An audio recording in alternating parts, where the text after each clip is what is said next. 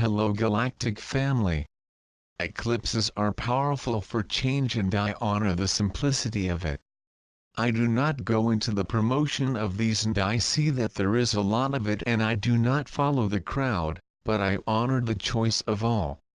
In this note of ascension, I will not spend time glorifying the next solar eclipse, but rather, I will talk about the underlying energy in it.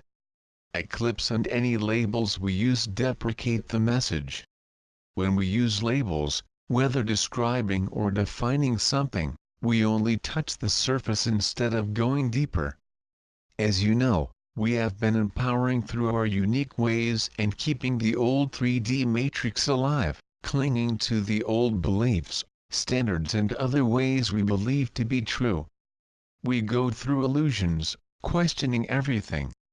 This is not so much an intellectual questioning, but a feeling in something that we have been told and realizing that it may be a lie to cover up the truth of something. As our intuition strengthens, we see and feel through any illusion, so that we can free ourselves from the old matrix. This includes current events and history, whether in us or around us. We were also releasing through our physical bodies. Not fun, but necessary. In my meditation, I asked if the on-fire nerves on the lower left side of my body were really a transformation to be crystalline. The answer was yes. It was also a release of old toxins as my body adjusts. I know that every being is experiencing some kind of physical adjustment, created by you, for you. It is best not to try to group together in some sort of generalization, but to honor your own process, for each one is unique in the way in which he expresses his own divinity and everything that happens to him. Perhaps this may also show us old beliefs, like, I'm sick. It's better to see the doctor. Or, I want to see if what I'm experiencing is what others are experiencing. The need to belong. I know there are many beliefs that this adjustment can bring. Notice more closely the physical manifestation. Breathe and ask these questions. Do I see divine justice in all situations? I take responsibility for everything in my life, not for others, but for their own life situations? I keep separating myself, blaming others, whether in this little circle of mine or on the global stage? Do I realize that I create my circumstances through my own conscience? Do I really know that I am not a victim? What external events reflect what I still hold inwardly? What is the truth in every situation I experience? Am I seeing the big scene or not?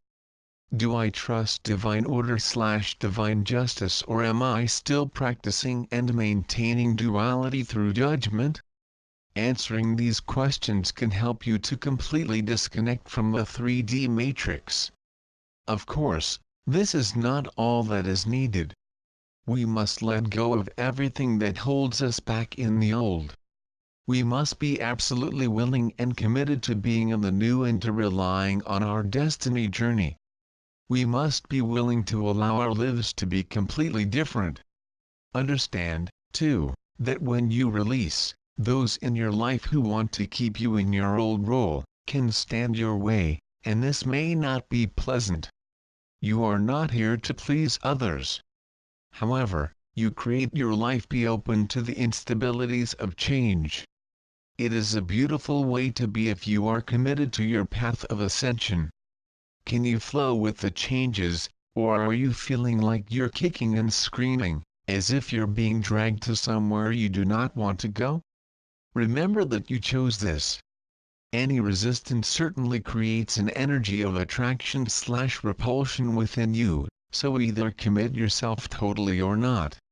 Many have walked or run through a labyrinth, whether inside or outside, or both. The labyrinth was first created by King Solomon as a commitment to the source.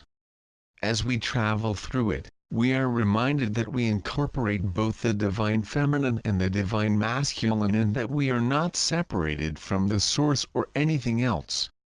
In the center of the labyrinth, there is a complete awakening, realizing that our physical body is a sacred temple. Going through the labyrinth is bringing heaven to earth, creating the new earth. Only love exists here, within us.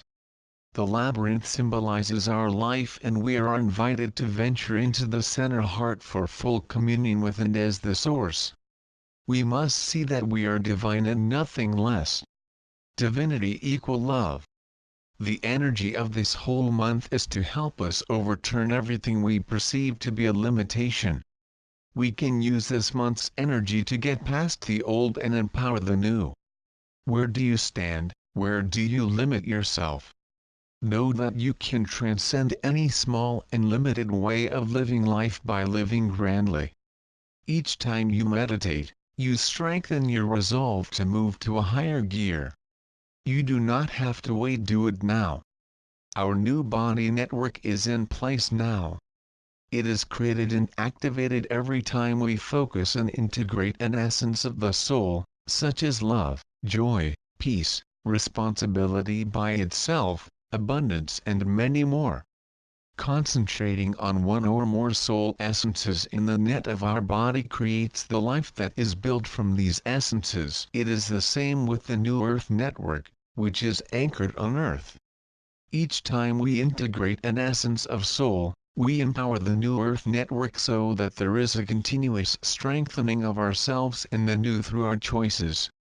An important practice to help you integrate more love into you and push away the thought dualist of I will like you, if you are like me. If you judge the other as bad, wherein you do you remain bad? All beings are love. Do not withdraw your love from them just because you can see them with eyes of disdain. Perhaps, these beings are those who need to be most loved, not admonished or tried. See love in all. As the old one transforms, it may seem as if it is becoming stronger. This is an illusion. You help strengthen the old by practicing any kind of duality, which is still within you, if you are in some judgment or fear. Although we see and feel the many changes in and around us, we still have a long way to go, until we become nothing other than love. You can rush this by committing yourself and aligning with the new, with love. Open your heart, for it is here that the higher self/soul connects with you. Merge with the soul, so that there is nothing but love in you. Deliver any resistance or stubbornness, or insistence that you are right as opposed to wrong. To love. If you have plans, let them go. Replace them with heart intentions, not intentions of the head. Plans take you out of the now. Understand that plans are illusions. They are the old man. Only by being in the moment of the now, it helps you to advance, moment by moment. Keep your focus on how you want to feel. It only creates the future.